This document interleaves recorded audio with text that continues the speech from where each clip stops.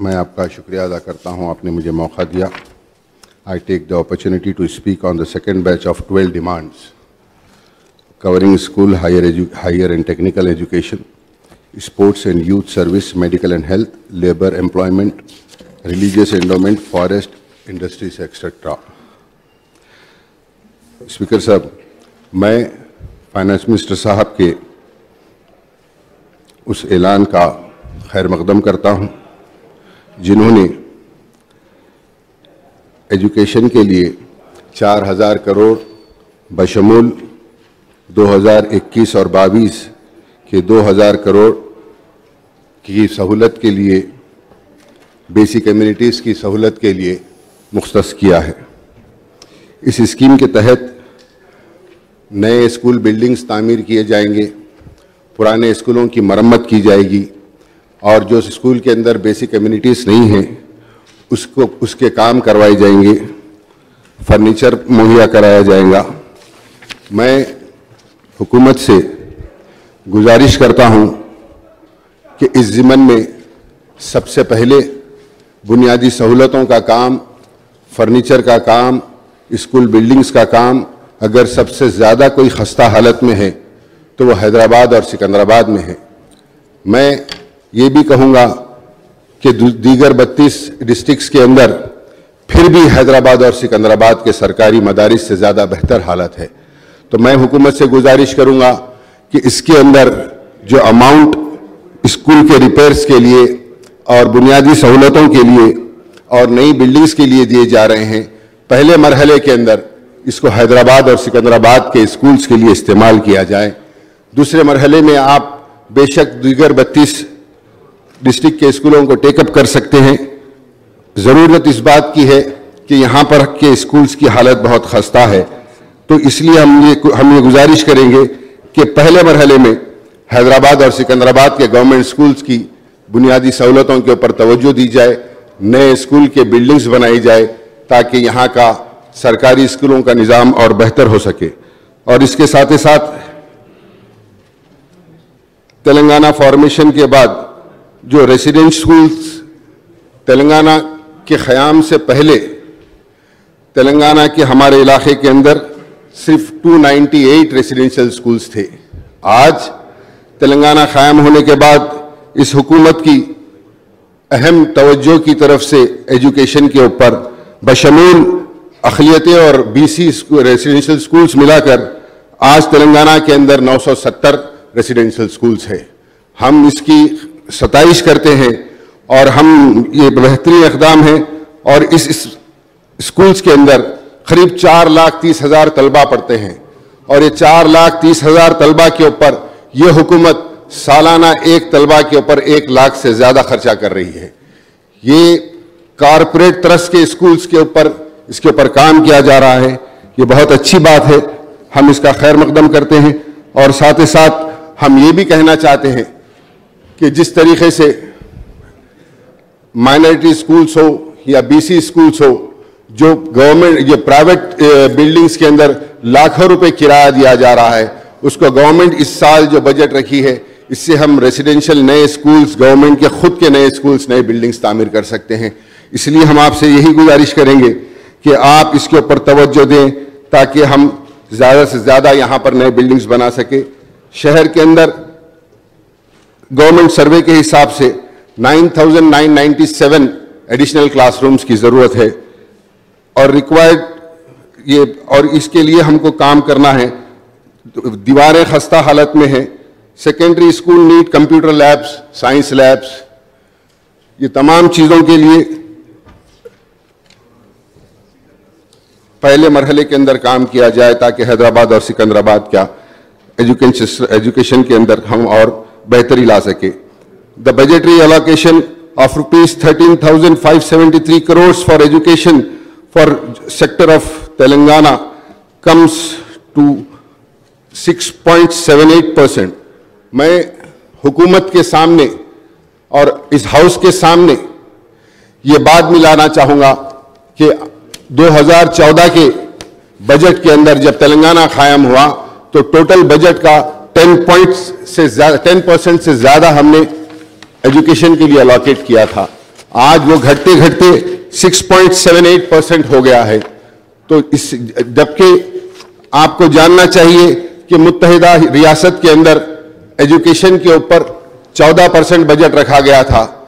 ये और बात है कि तेलंगाना के इलाकों को उन्होंने नजरअंदाज किया, यहां पर उसका सरफा पैसे का नहीं किया गया। आज जरूरत इस बात की है कि हम ज्यादा से ज्यादा पैसा, हमारे बजट का ज्यादा हिस्सा हम एजुकेशन के ऊपर हम सर्व करें ताकि बेहतरीन नताइज निकल सके।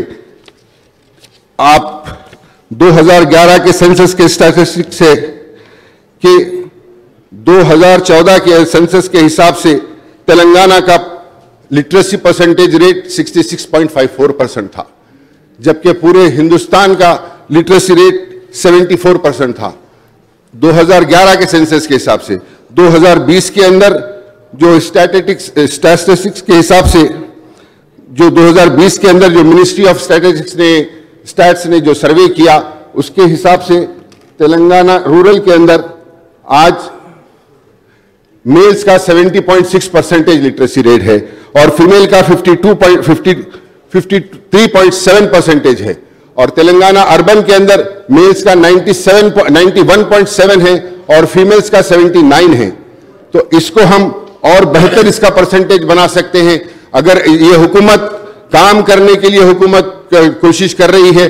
और मुझे यकीन है कि अगर से एजुकेशन के ऊपर ये हुकूमत संजीदगी से और काम करेगी तो आने वाले दिनों में हम केरला से आगे हमारा लिटरेसी रेट होगा।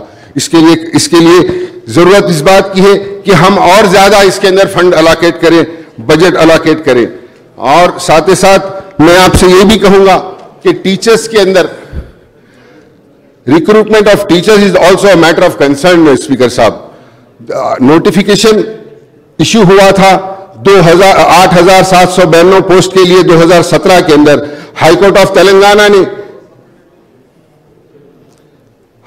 तेलंगाना ने इसके अंदर इंटरवेन किया और कहा कि रिक्रूटमेंट किया जाए फरवरी 2018 में। तो टीचर्स का अपॉइंटमेंट और 7,000 वैकेंसीज है टीचर्स के लिए, वो फिल करने की जरूरत है। और सबसे ज्यादा उसके बाद से अब तक कोई नोटिफिकेशन नहीं आया, कोई डीएससी एग्जाम नहीं हुआ। तो आज जरूरत इस बात की है कि हम हर साल अपना डीएससी कंडक्ट करें ताकि हम जो खाली जायदादें हैं, जो वैकेंसीज है, उसको पुर कर सकें। यूनिवर्सिटीज का हाल यह है कि तमाम यूनिवर्सिटीज के अंदर आईएएस ऑफिसर्स को लेकर जाकर वाइस चांसलर्स की जगह बिठा दिया गया, जिसकी वजह से वो बराबर टाइम जाकर यूनिवर्सिटीज के अंदर नहीं दे रहे हैं। एजुकेशन यूनिवर्सिटीज की हालत और खराब होती जा रही है।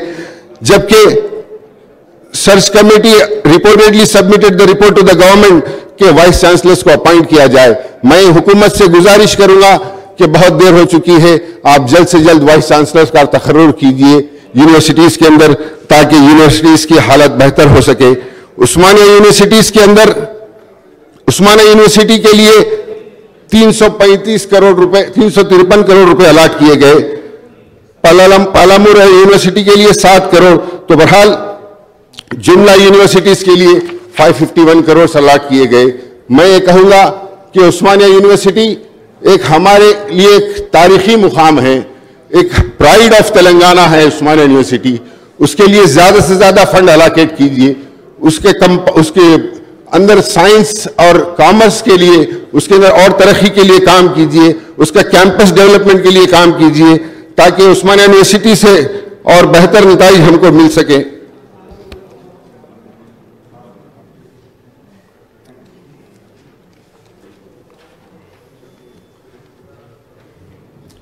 तेलंगाना के अंदर उर्दू मीडियम के हजारों पोस्ट वैकेंट है। कई साल से हम मुसलसल नुमाइंदगी कर रहे हैं, उसके लिए डीएससी कंडक्ट नहीं की जा रही है। एक छोटी सी बात आपके सामने बताता चलूं, सेल्फ फाइनेंस के ऊपर यहां पर उर्दू मीडियम के 15 जूनियर कॉलेजेस के अंदर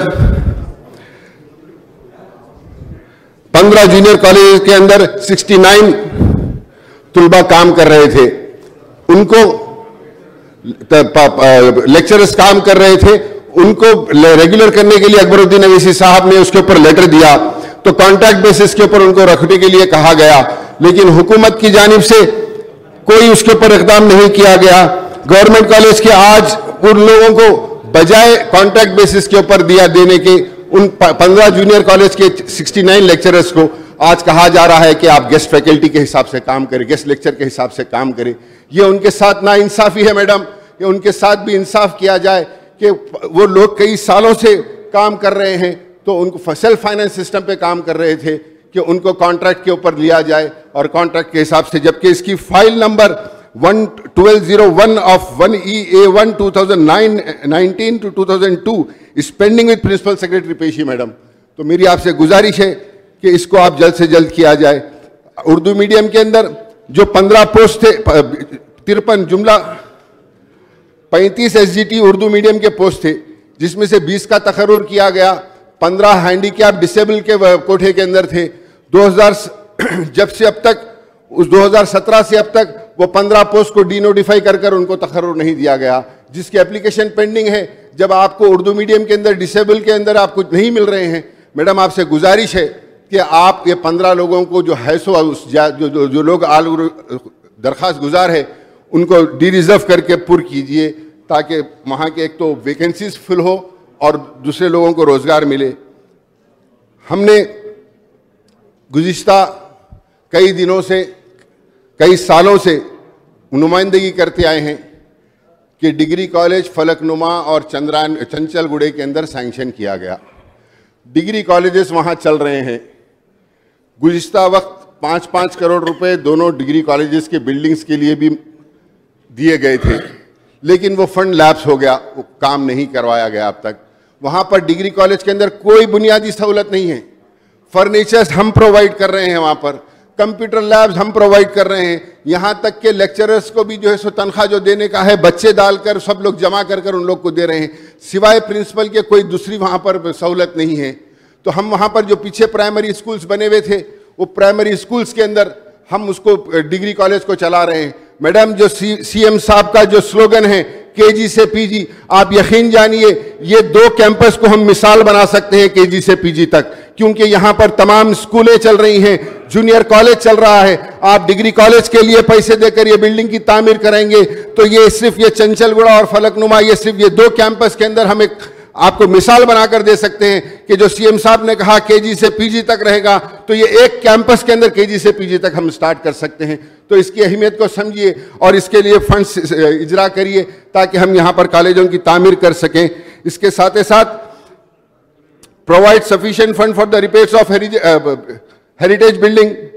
Nizamia Tibbi College madam, Nizamia Tibbi College की हालत ख़राब होते जा रही है, उसके लिए हम गुजारिश करते हैं कि बराबर फंड उसके लिए जारी किया जाए और उसके वैकेंट पोस्ट जो है नॉन टीचिंग स्टाफ और नॉन टीचिंग स्टाफ के, उसको पुर किए जाएं ताकि जो वैकेंसीज है वो पूरे हो सकें। मैडम मैं आपके इल्म में ये बात लाना चाह रहा हूं कि BUMS के 4th ईयर कंप्लीट करे सो स्टूडेंट्स अल आरिफ यूनानी मेडिकल कॉलेज 63 स्टूडेंट्स हैं मैडम, जिसको KNR यूनिवर्सिटी ने डी रिकॉग्नाइज कर दिया। डी रिकॉग्नाइज कर दिया, कॉलेज बंद हो गया वो, तो वहां के 63 स्टूडेंट्स को हमने तिब्बी कॉलेज को मुंतकिल किया। आज वो लोग वहां पर काम कर रहे हैं, वहां पर इंटर्नशिप कर रहे हैं, वहां पर रेगुलर गवर्नमेंट नॉर्म्स के हिसाब से कर रहे हैं। तो मैडम वो भी तो स्टूडेंट्स हैं, उनके साथ नाइंसाफी कैसा? दूसरे बच्चों को जैसा स्टे फंड दिया जाता है, जब ये कर रहे हैं तो इनको स्टे फंड से क्यों महरूम किया जा रहा है? कह रहा है कि कहा जा रहा है कि आप दूसरे कॉलेज से यहाँ पर आए हैं। अरे भाई दूसरे कॉलेज से आए, लेकिन फिलहाल तो आप तिब्बी कॉलेज के स्टूडेंट्स हैं, वहाँ पर इंटर्नशिप कर रहे हैं, तो उनको तो ये स्टे फंड देना जाना चाहिए। तो उनके साथ नाइंसाफ़ी हो रही है। मैं आपके इल्म में लेकर आना चाह रहा हूँ कि उन 63 बच्चों के साथ इंसाफ किया जाए। मैं फिर एक बार आपने जो एजुकेशन के लिए किया है उसके लिए मैं खैर मकदम करता हूँ और ये उम्मीद करता हूँ कि हुकूमत एजुकेशन के ऊपर और सरफा करेगी और मेहनत और पैसे एजुकेशन के लिए देगी।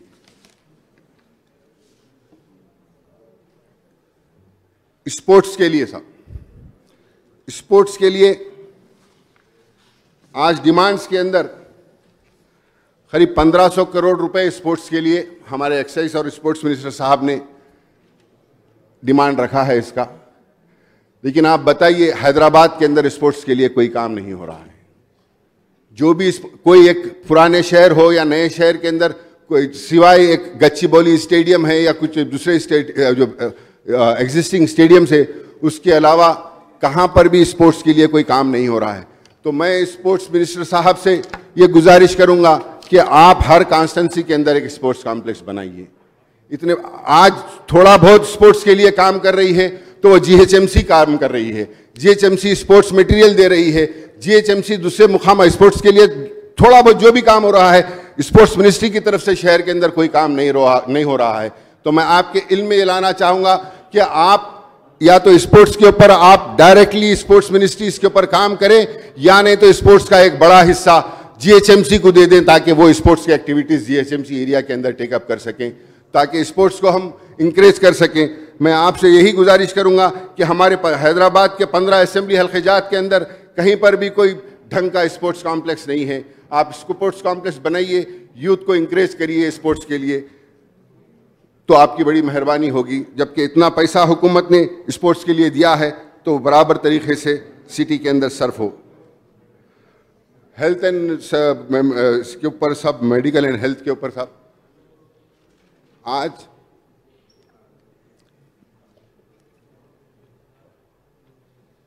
पूरी दुनिया कोविड से, कोरोना से जूझ रही है। आज कोरोना की वजह से कल एजुकेशन मिनिस्टर साहिबा ने भी ऐलान किया कि स्कूल्स तमाम बंद हो जाएंगे।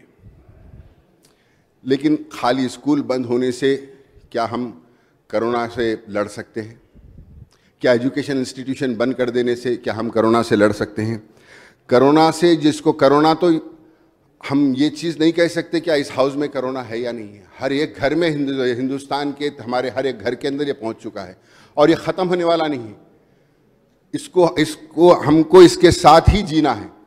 तो ज़रूरत इस बात की है कि हम सही इक़दामात अगर से इसके लिए करें तो जो मुतासिर होकर जो लोग दवाखाने को जा रहे हैं उनको बराबर तरीके से वहाँ पर तवज्जो नहीं मिल रही है। हॉस्पिटल्स के अंदर जो हुकूमत ने गुज़िश्ता फर्स्ट फेज़ के अंदर जो गाइडलाइंस बनाए थे, उसी गाइडलाइंस के बाद हुकूमत ने कोई गाइडलाइंस इशू नहीं करे, और जब जो गाइडलाइंस जो फॉलो किए जा रहे थे, आज कोई हॉस्पिटल वो गाइडलाइंस नहीं फॉलो कर रहे हैं। आज जो लोग जा रहे हैं किस तरीके से, जो कोई किसी को कोरोना बोलकर टेस्ट कर दिए, अगर कोरोना का पेशेंट भी है तो बगैर टेस्ट करे के भी इलाज ले रहे हैं और मनमानी उससे रकम वसूल की जा रही है।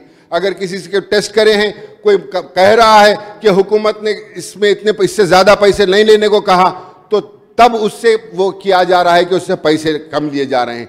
जो नहीं कह रहा है, जिसका टेस्ट नहीं हुआ, दूसरी बीमारियों का नाम लिखकर उससे लाखों रुपए वसूल किए जा रहे हैं। इसके ऊपर ज़रूरत है कि हम काम करें, और ये कोरोना ख़त्म होने वाला नहीं है। मैं हुकूमत से ये गुजारिश करूँगा कि हुकूमत कोरोना के इलाज को आरोग्यश्री में मिलाई जाए, ताकि, क्योंकि ये साल भर में आप नहीं कह सकते कि साल भर में कोरोना ख़त्म हो जाएगा, साल भर के लिए क्यों मिला। ये तो हमेशा रहने वाला है। जिसकी इम्यूनिटी कमज़ोर है, आज से 10 साल के बाद भी हो, जिसकी इम्यूनिटी कमज़ोर है, जब भी वो कोरोना से मुतासिर होकर मर सकता है, जिसकी इम्यूनिटी कमज़ोर है। तो मैं हुकूमत से यही गुजारिश करूँगा कि कोरोना के इस इलाज को, कोविड के इस इलाज को आरोग्यश्री में मिलाया जाए, ताकि गरीब आवाम को सहूलत हो सके। ज़रूरत आज कोई गाइडलाइंस फॉलो नहीं किए जा रहे हैं। मिनिस्टर साहब यहाँ पर नहीं है, वरना मैं मिनिस्टर साहब की तवज्जो दिलाना चाहूँगा कि कोई गाइडलाइंस फॉलो नहीं किए जा रहे हैं। आज कई जगह पर, कई दवाखानों के अंदर डायलिसिस पेशेंट को डायलिसिस नहीं किया जा रहा है। अगर से कहीं डायलिसिस किया भी जा रहा है तो ये चेक नहीं किया जा रहा है कि ये पेशेंट कोरोना से अफेक्टेड है या नहीं है। वो डायलिसिस कराकर चले जा रहा है, वो मशीन के ऊपर अगर वो कोरोना से अफेक्टेड था तो उसके बाद दूसरा पेशेंट आकर करा रहा है, तो पता नहीं कि क्या होगा उसका। तो मैं यही कहूँगा कि आज कोरोना के वजह से जो आवाम को तकलीफ हो रही है, उसके ऊपर हुकूमत ने जो पहली बार जो गाइडलाइंस जारी किए थे, उसके ऊपर अमलावरी हो रही है या नहीं, उसको चेक करने की ज़रूरत है। मैं ये नहीं कह रहा हूँ कि हुकूमत ने नहीं किया, हुकूमत ने बहुत काम किया, बहुत सारे स्कीमात ने, डॉक्टर्स भी आगे बढ़कर काम कर रहे हैं, प्राइवेट लोग भी काम कर रहे हैं, हर कोई इस बीमारी से जूझ रहा है। लेकिन ये ख़त्म नहीं होगी कि स्कूल बंद कर दिया जाए या फलाना बंद कर दिया जाए। इसकी अगर से सही हम आवाम की खिदमत कर सकते हैं तो इलाज के लिए जो आवाम परेशान हो रही है उसके लिए हम सहूलत पहुंचाकर इसके लिए आवाम की सही मदद कर सकते हैं। मैं हुकूमत से गुजारिश करूंगा फिर एक बार कि इसको आरोग्यश्री के अंदर मिलाया जाए, क्योंकि ये 1 साल में या 2 साल में ख़त्म होने वाला मर्ज नहीं है, ये हमेशा रहने वाला है। तो मैं हुकूमत से गुजारिश करूंगा कि इसके ऊपर गौर किया जाए और इस मर्ज को आरोग्यश्री में मिलाया जाए। और साथ ही साथ मैं ये भी कहूंगा कि गवर्नमेंट हॉस्पिटल्स की हालत को बेहतर करने के लिए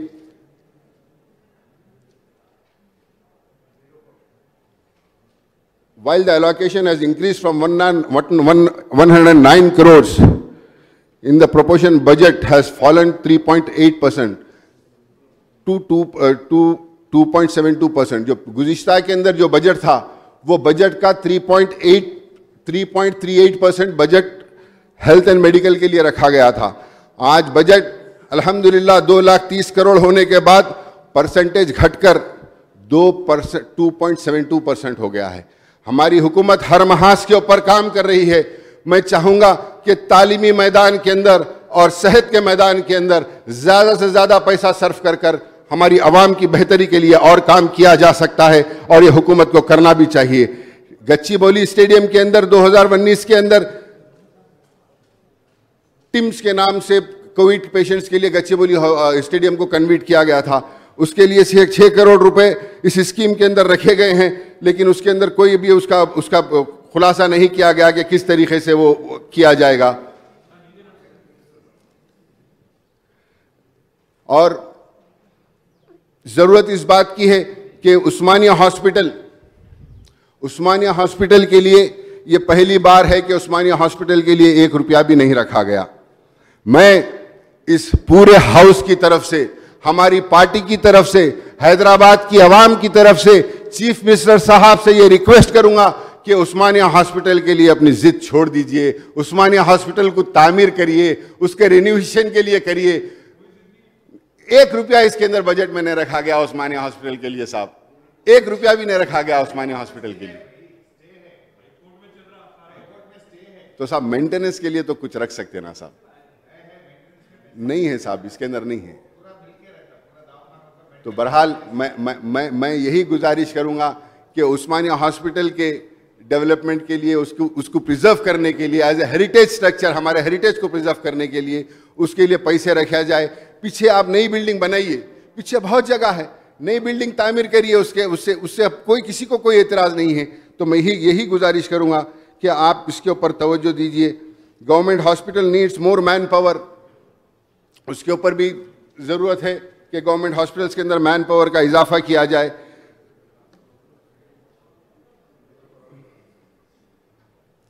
हमने 224 बस्ती दवाखाने खोले हैं, बहुत अच्छा रिस्पांस है उसका, आवाम को बहुत ज़्यादा सहूलत पहुंच रही है।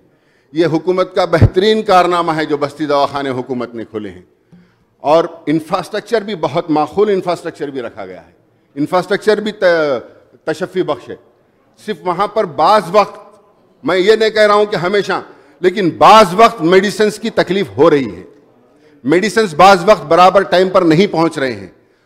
तो उसकी यकसुई के लिए अगर से हम 25 दिन काम कर रहे हैं, महीने में 30 दिन जब काम कर रहे हैं, 20 से 25 दिन बराबर दवाएं दे रहे हैं, तो 20-25 दिन बराबर दवाएं दे रहे हैं सो कोई याद नहीं करता, लेकिन वो 4-5 दिन जो दवाओं की तकलीफ हो जाती है उसको सब पॉइंट आउट करते हैं। तो मैं आपसे यही कहूंगा कि आप उसके ऊपर तवज्जो दीजिए। जो शॉर्टफॉल हो रहा है, जो डिले हो रहा है, 5-6 रोज तक मेडिसिन नहीं आ रहे हैं, पेशेंट्स आकर वापस जा रहे हैं, वो क्यों हो रहा है और उसको दूर कीजिए। मैं आपसे गुजारिश करता हूँ।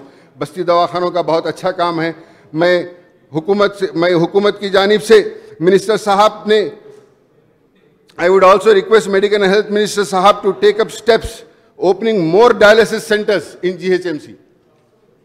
और डायलिसिस सेंटर्स खोलिए। Niloufer hospital, Nampally area hospital के अंदर, मलकपेट एरिया हॉस्पिटल में हमने जब डायलिसिस सेंटर खोला था, उसके साथ नीलोफर हॉस्पिटल के अंदर भी, नामपल्ली हॉस्पिटल में भी डायलिसिस सेंटर खोलने की बात की गई थी, लेकिन नामपल्ली हॉस्पिटल के अंदर नहीं खोला गया। मैं आपसे गुजारिश करता हूं कि नामपल्ली हॉस्पिटल के अंदर भी डायलिसिस सेंटर कायम किया जाए। I would request the medical and health minister साहब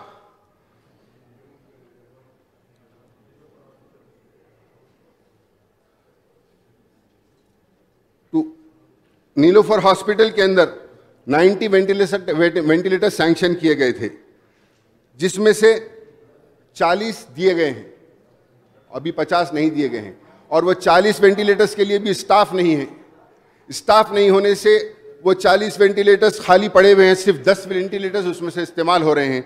तो उसके लिए स्टाफ प्रोवाइड किया जाए और मबकाया जो 50 वेंटिलेटर्स जारी करना है उसको भी जारी किया जाए। और मलकपेट एरिया हॉस्पिटल के अंदर हमने 10 ICU बेड्स के लिए प्रपोजल भेजा है। मैं हुकूमत से गुजारिश करूंगा कि हमारे पास वहां पर डायलिसिस सेंटर भी है मलकपेट हॉस्पिटल के अंदर, अगर से 10 बेडेड ICU वहां पर आ जाएगा तो वहां पर लोगों को सहूलत होगी। अगर इन केस कोई डायलिसिस पेशेंट की तबीयत खराब होती है ताकि हम उसको इमीडिएटली ICU के अंदर मुंतकिल कर सकें। सर्जरी से डिलीवरीज हो रहे हैं, बाज़ वक्त वहाँ पर पेशेंट क्रिटिकल हो जा रहा है, तो बजाय उसको ICU में शिफ्ट करने के लिए हमको उसको कोठी हॉस्पिटल वहाँ पर भेजना पड़ रहा है। तो मैं आपसे गुजारिश करूँगा कि मलकपेट एरिया हॉस्पिटल के अंदर भी एक 10 बेडेड ICU का क़ायम किया जाए। और TB हॉस्पिटल जो डबिलपुरे के ऊपर पुराना TB हॉस्पिटल है, उसके अंदर भी हमने एक 50 बेडेड हॉस्पिटल का प्रपोजल दिया है। वो फाइल पूरी जाकर हमारे चीफ मिनिस्टर साहब के पास है। मैं इंशाल्लाह मैं उम्मीद करता हूं कि चीफ मिनिस्टर साहब के पास से वो फाइल पास हो जाएगी और 9 करोड़ रुपए का उसके लिए एस्टिमेट बनाया गया है। अगर से इंशाल्लाह चीफ मिनिस्टर साहब उसको क्लियर कर देंगे तो हम वहां पर एक 50 बेडेड हॉस्पिटल वहां पर भी आ जाएगा। बहरहाल मैं यही कहूँगा कि जो भी आपके लिए बजट हेल्थ के लिए रखा गया है उसके अंदर और अगर से इजाफा किया जाए तो और बेहतर होगा।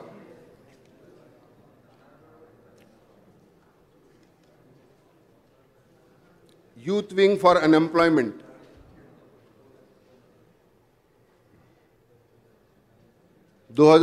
दिसंबर के अंदर अनएम्प्लॉयमेंट अलाउंस के लिए हुकूमत ने वादा किया था। उसका एलिजिबल क्राइटेरिया और प्रोसीजर क्या है अब तक नहीं बताया गया। और 2019-20 के अंदर इसके लिए 1810 करोड़ रुपए भी मुख्तस किए गए थे, लेकिन उसका क्राइटेरिया क्या है, किस तरीके से उनको दिए जाएंगे, वो कई सही पिक्चर सामने नहीं आया। अगर से हुकूमत ने जो वादा किया था उसको आगे बढ़ाना है तो मैं हुकूमत से कहूँगा कि इसका क्या क्राइटेरिया है अनएम्प्लॉयड यूथ के लिए, उसका वाज़े तौर के ऊपर उसका क्राइटेरिया क्या है वो आवाम के सामने लेकर आएँ। I would request the labour minister and employment minister साहब to give details of the number of jobless youth in the state who would be eligible under the unemployment वजीफे का जो स्कीम है उसके अंदर कितने लोग आप बेरोज़गार हैं, उसका डेटा अगर आपके पास है तो आप हुकूमत को प्रोवाइड करिए और हाउस को दीजिए ताकि उसमें से कौन कौन से लोग उसके अंदर एलिजिबल है वो चीज़ हम सबको मालूम हो सके। रोज़गार की पहले ही तकलीफ़ है। होमगार्ड जो अगर से 20-25 दिन कोई होमगार्ड अगर से काम पर नहीं आ रहे हैं तो होमगार्ड्स को निकाल दिया गया है। ये तो होम मिनिस्ट्री का काम है, लेकिन एम्प्लॉयमेंट मिनिस्टर साहब से मैं कहूँगा कि इसके अंदर मदाखलत करें और जो लोग जितने एक सब्बों से कुछ होमगार्ड्स को बेरोज़गार किया जा रहा है उनके ऊपर काम कर उसको नज़र में रखते हुए ये देखिए कि वो लोग ना बेरोज़गार ना हो सकें। हरिता हरम प्रोग्राम जो हुकूमत का जो फ्लैगशिप प्रोग्राम है, मैं हुकूमत को मुबारकबाद देता हूँ कि हरिता हरम प्रोग्राम की वजह से आज हमने करीब 4% के करीब हमारा फॉरेस्ट्री और ग्रीनरी हमारे स्टेट के अंदर बढ़ी है। बहुत अच्छा प्रोग्राम है और ये प्रोग्राम जिस तरीके से ये प्रोग्राम की सक्सेस की वजह जो है वो सिर्फ़ और सिर्फ चीफ मिनिस्टर साहब की इसके ऊपर अहम तवज्जो है, उसकी वजह से ये प्रोग्राम सक्सेस हो रहा है। तो मैं चीफ मिनिस्टर साहब को मुबारकबाद देता हूँ कि बेहतरीन तरीके से इसका काम हुआ है और इससे एनवायरनमेंट के लिए, हमारी आने वाली नस्लों के लिए बहुत ज़्यादा फ़ायदा होगा। टूरिज़म और कल्चर के लिए टूरिज़म मिनिस्ट्री से मैं ये गुजारिश करूँगा कि हैदराबाद का सबसे बड़ा टूरिस्ट स्पॉट चार मीनार है और चार मीनार बहुत खस्ता हालत में है। हज़ारों की तादाद के अंदर रोज़ वहाँ पर टूरिस्ट आ रहे हैं। हालांकि ये टूरिज़म मिनिस्ट्री से नहीं है, लेकिन मैं ये चाहूँगा कि KTR साहब इसके ऊपर तवज्जो देकर अगर से इसके ऊपर तवज्जो देंगे तो ये और बेहतर होगा। टूरिज़म डिपार्टमेंट चार मीनार के लिए, टूरिस्ट के लिए जो आ रहे हैं उनको जो तकलीफ़ हो रही है उसकी वजह ये है कि चार मीनार के पास जो राहगीर प्रोजेक्ट है वो राहगीर प्रोजेक्ट को की वजह से जो जो ट्रैफिक जो एक ही तरफ से डाइवर्ट हो रही है उसके अंदर जो तकलीफ़ हो रही है तो वहाँ पर टूरिस्टों को बहुत ज़्यादा तकलीफ़ हो रही है। तो मैं टूरिज़म वालों को मैं ऑलरेडी हो सकता है जहन में नहीं हुआ, लेकिन मैं ऑलरेडी हमारे केटीआर साहब से गुजारिश कर चुका हूं कि वहां पर एक विंग अलग बनाई जाए, टूरिज्म डिपार्टमेंट का एक बंदा हो, उसके अंदर टाउन प्लानिंग के लोग हो, ट्रैफिक पुलिस के लोग हो, लेकर चार मीनार पेडेस्ट्राइजेशन का जो प्रोजेक्ट है उसका एक सेपरेट विंग बनाई जाए, सेपरेट एक ऑफिसर्स को रखा जाए, ताकि वहां पर जो भी बदअमनी हो रही है, आवाम को जो तकलीफ हो रही है, टूरिस्ट जो वहां पर आ रहे हैं उनको जो तकलीफ हो रही है उसको दूर किया जाए, उनको सहूलत पहुंचाई जाए। तो इसके ऊपर काम करने की ज़रूरत है। सालार जंग म्यूजियम के पास कई टूरिस्ट आ रहे हैं, लेकिन सालार जंग ब्रिज के पास नीचे एक डंपिंग यार्ड बनाकर रखा है, उसकी वजह से काफ़ी तकलीफ हो रही है टूरिस्ट को। जब टूरिस्ट वहाँ से सालार जंग म्यूजियम के पास से सालार जंग म्यूजियम को देखने के लिए आ रहे हैं तो पहले उनको पूरी गंदगी और बदबू सुनकर सालार जंग म्यूजियम को आना पड़ रहा है।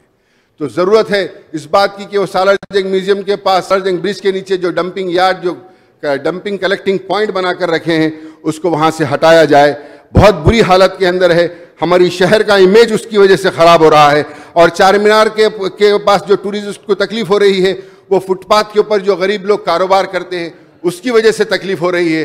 केटीआर साहब ने वादा भी किया था, उसका प्लान भी बनाया था, मैंने खुद भी वो प्लान देखा, ताकि वो ब्रिज एक नए पुल के बाजू ब्रिज बना दे ताकि पूरे हाकर्स को हम वहाँ से शिफ्ट कर सकें। तो जो टूरिस्ट चार मीनार देखने के लिए आ रहे हैं और वहाँ पर हैदराबाद के पास जो आवाम रह रही है चार मीनार के अतराफ में, वो आवाम को भी सहूलत हो, टूरिस्ट को भी सहूलत हो, कारोबार को भी सहूलत हो, और ये हॉकर जो वहाँ पर जो बैठे हुए हैं उनको भी एक हॉकर स्पॉट बन जाता। वो ब्रिज का काम अगर से कंप्लीट होगा तो मैं इसके अंदर टूरिज्म मिनिस्टर से ज़्यादा केटीआर साहब से गुजारिश करूँगा कि उस ब्रिज का काम करा दिए तो बड़ी मेहरबानी होगी। और इंफॉर्मेशन एंड टेक्नोलॉजी के अंदर हमने